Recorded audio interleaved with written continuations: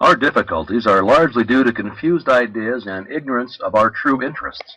The great task is to discover the laws of nature to which we are to adjust ourselves. Clear thinking and moral insight are therefore of incalculable value. All processes, even those of thought, rest on solid foundations. The keener the sensibilities, the more acute the judgment. The more delicate the taste, the more refined the moral feelings. The more subtle the intelligence, the loftier the aspiration. The purer and more intense are the gratifications which existence yields. Hence it is that the study of the best that has been thought in the world gives supreme pleasure. The powers, uses, and possibilities of the mind under the new interpretations are incomparably more wonderful than the most extravagant accomplishment or even dreams of material progress. Thought is energy. Active thought is active energy. Concentrated thought is a concentrated energy. Thought concentrated on a definite purpose becomes power. This is the power which is being used by those who do not believe in the virtue of poverty or the beauty of self-denial. They perceive that this is the talk of weaklings. The ability to receive and manifest this power depends upon the ability to recognize the infinite energy ever dwelling in man, constantly creating and recreating his body and mind, and ready at any moment to manifest through him in any needful manner. In exact proportion to the recognition of this truth will be the manifestation in the outer life of the individual. Chapter 2. The operations of the mind are produced by two parallel modes of activity, the one conscious and the other subconscious. Professor Davidson says, quote, "He who thinks to illuminate the whole range of mental action by the light of his own consciousness is not unlike the one who should go about to illuminate the universe with a rushlight." End quote. The subconscious logical processes are carried on with a certainty and regularity which would be impossible if there existed the possibility of error. Our mind is so designed that it prepares for us the most important foundations of cognition, whilst we have not the slightest apprehension of the modus operandi. The subconscious soul, like a benevolent stranger, works and makes provisions for our benefit, pouring only the mature fruit into our lap. Thus, ultimate analysis of thought processes shows that the subconscious is the theater of the most important mental phenomena. It is through the subconscious that Shakespeare must have perceived, without effort, great truths which are hidden from the conscious mind of the student, that Phidias fashioned marble and bronze, that Raphael painted Madonnas, and Beethoven composed symphonies. Ease and perfection depend entirely upon the degree in which we cease to depend upon the consciousness. Playing the piano, skating, operating the typewriter, the skilled trades depend for their perfect execution on the process of the subconscious mind. The marvel of playing a brilliant piece on the piano, while at the same time conducting a vigorous conversation, shows the greatness of our subconscious powers. We are all aware how dependent we are upon the subconscious, and the greater, the nobler, the more brilliant our thoughts are, the more it is obvious to ourselves that the origin lies beyond our ken. We find ourselves endowed with tact, instinct, sense of the beautiful in art, music, or whose origin or dwelling place we are wholly unconscious.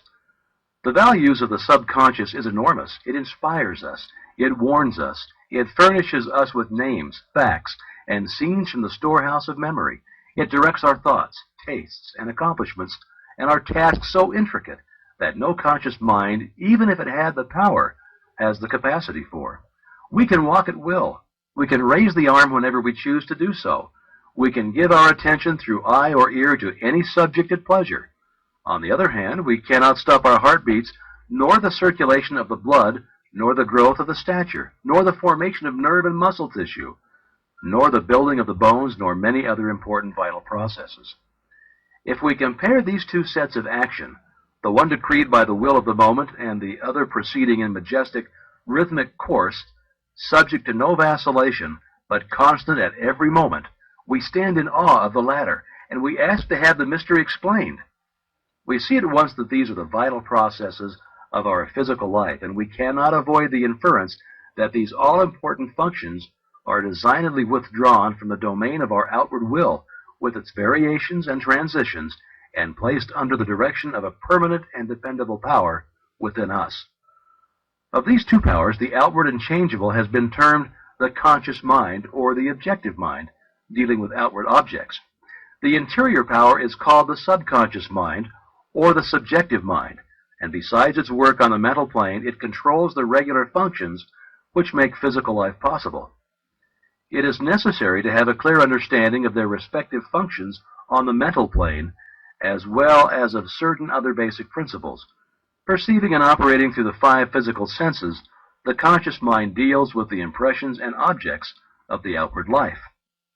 It has the faculty of discrimination, carrying with it the responsibility of choice.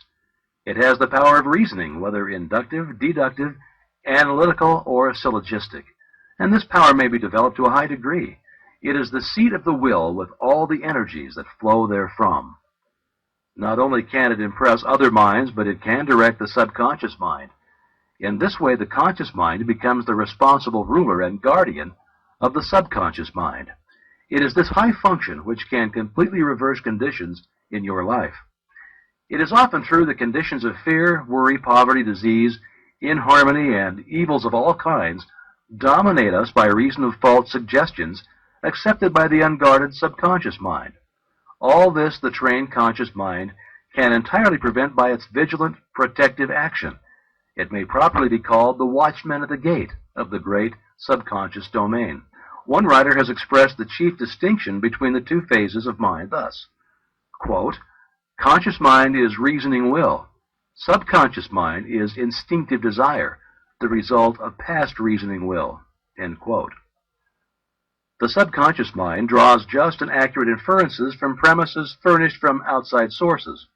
Where the premise is true, the subconscious mind reaches a faultless conclusion. But where the premise or suggestion is an error, the whole structure falls.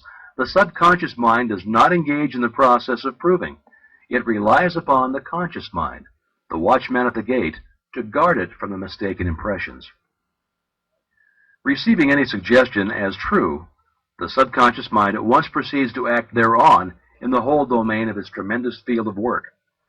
The conscious mind can suggest either truth or error.